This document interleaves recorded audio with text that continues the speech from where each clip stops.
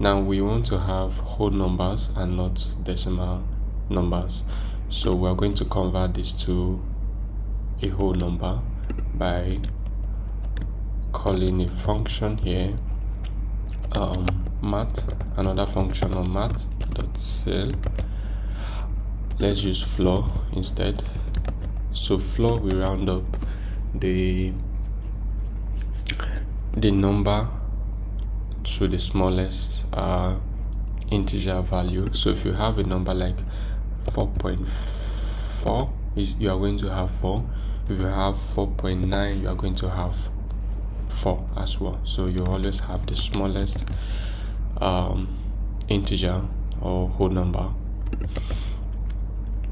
So let's check this again. If you click on this, we have 17. If you refresh the page and you click, we have 37. If you do it again, we have 39. So now we have whole numbers. So that is done. We are able to generate random numbers now. So the next step is to allow the user to type in a value here. Let's say 67, and then we want to take this number 67 and compare it with the randomly generated number. So this is hidden, right? So this number, this value is in our code, but the user cannot see the number, but we know that there's a number generated and the user is supposed to guess the number. So when the user types in a value here, we want to compare this value with what is randomly generated here. Right, so the first thing we want to do is to compare the input.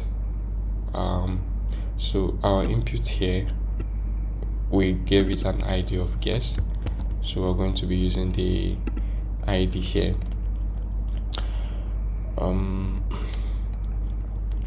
Let me say let guessed value is equal to, we're again going to get this input from the form using the same method we use in getting the form here. So dot get element by ID, and then we use the ID of the input. So the ID of this input is what we are making use of. So now we have access to this input, but we want to get the value, so we'll call this function value. So this will give us a value. Let's print this on the screen in our alert. So guessed value like this. So right now, if I have 45, we can see we have been able to get the value the user inputted. That's good. Before we continue, I want to prevent the possibility of having an empty value. So right now the person can type in an empty value like this. You can see our message is empty. So if the user doesn't type in a value, then we want to display a message asking the person to provide a value. So first we have to check if guess. So we're going to use truthy and falsy values here. In one of our videos we treated truthy and falsy values, and we say if something is undefined, is empty, is 0, and some other values, it will result to false.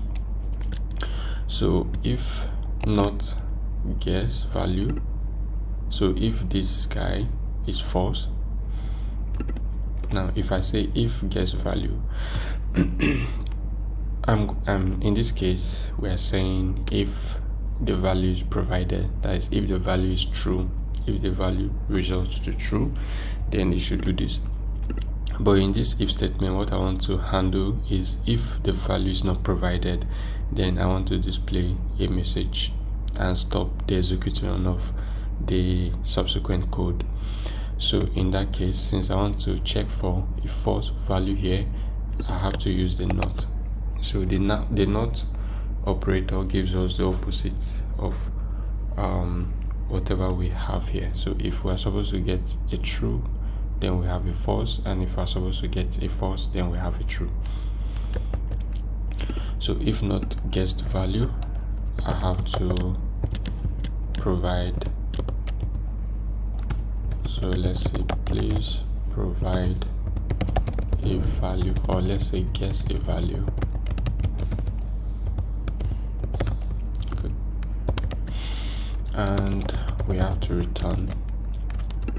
So the return keyword makes sure that the function doesn't continue to execute, so all the code we have down here subsequently will not get to execute. So if you check this out, we say it says please guess a value. If I type in a value here like this, nothing happens. Yeah, that's because we provided a value. And I just noticed something. We can type in alphabet here as well, so that shouldn't be allowed. So we'll get back to our form and we just need to change the the type is even a number. So I guess that's because of the browser Safari. So if you are using Chrome, you won't be able to type in an alphabet here, so that's fine. So next we want to compare this value and this value and this randomly generated value to see if they are equal or not. So we say if value is equal to guessed value like this. By the way, if we use this like this, we are going to have an error or a bug here, because in JavaScript, when we get values from an input like this, the value is treated as a string, right? So if we compare it like this, this compares both the value and the data type. So in this case, it's checking if the values are the same and the type is the same as well, right? So this won't work, so we have to convert this to an integer. So we use a JavaScript function called passInt. Let's surround this with the bracket and we have passInt like this. So we have converted this to an integer. So in this case, both the values should be in integer format. Okay, so if the values are equal, then we provide a message. Yeah, you got it. You got it like this. Okay, so that will be the message if you got the right value. If you don't get it, then we have to provide an else statement that says if the value is greater than guessed value, then we should also provide an alert that says, so if the value is greater than, if the randomly generated value is greater than what you guessed, then you have to guess a higher number. So it says guess a higher number or guess a higher value. Okay, else. So if it's not greater, then it means it's lower. So alert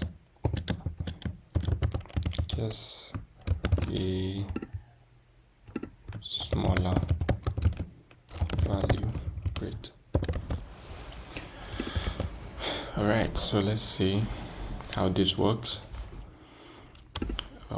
So if I enter 50, which is half of the value we are expecting between 0 and 100, it says we should guess a smaller value. So let's go to 25. It says we should guess a smaller value again. So let's go to 14. Smaller. Interesting. Let's go to 10.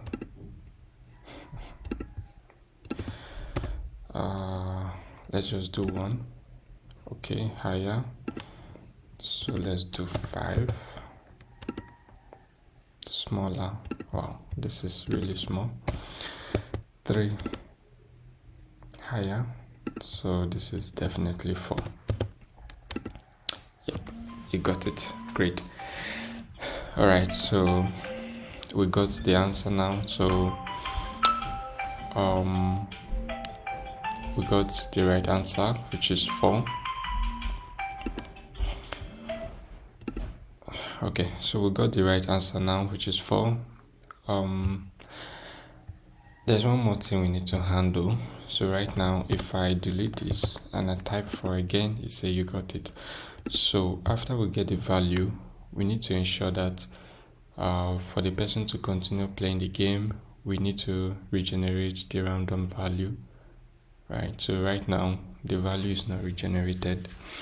So to do that, when we get the right answer, we have to say value. So let's just copy this. So we need to regenerate the random value here like this. So good. Let's just refresh this to make sure everything works fine. If we enter 4 now, it says we should guess a higher value, so that means a new value was generated. So let's enter 50. Start with the half. Smaller. 25. Smaller. This is giving us smaller values. 13. Higher. 14. Smaller. 16 rather, and let's do 14. Higher. So this is definitely 15.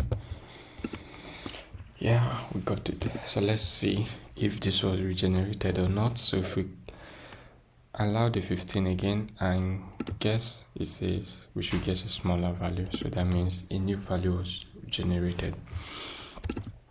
So let's do 10. Smaller, so let's go to 8. Smaller. How about 5? Yeah, we got it. And a new value was generated. Let's do 50. Smaller. Wow, this is giving us smaller values. So hoping to get a value between 50 and 100. 20. Let's have 10. Smaller. Let's have 3. Higher. Let's have 6. Yeah, we got it. Okay, so that's the game. Yeah, so far we have everything working the way we want it. If you have questions, you can ask in the comment section, and the link to the code on GitHub will also be provided in the description. Thank you for watching. I'll see you in the next video.